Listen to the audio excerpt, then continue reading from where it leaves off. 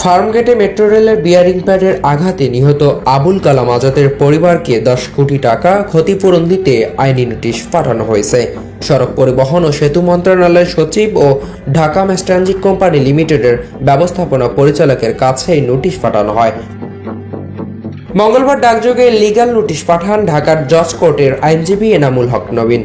আইনি নোটিশ পর 30 দিনের মধ্যে 10 কোটি টাকা এবং কালামের পরিবারের একজন সদস্যকে মেট্রো রেলের স্থায়ী চাকরি দেওয়ার কথা বলা হয়েছে। অন্যথায় তাদের বিরুদ্ধে আইনি ব্যবস্থা নেওয়া হবে বলে নোটিশে উল্লেখ করা হয়। নোটিশে বলা হয়, গত 26 October Dhaka mass transit company লিমিটেডের MRT line 6 Farmgate metro station সংলগ্ন পিয়ার নম্বর 433 থেকে দুটি বিয়ারিং প্যাড পড়ে যায়।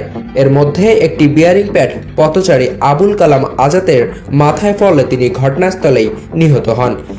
নিহত কালাম তার পরিবারের একমাত্র উপার্জনশীল ব্যক্তি ছিলেন। তার স্ত্রী ও দুটি শিশু সন্তান রয়েছে।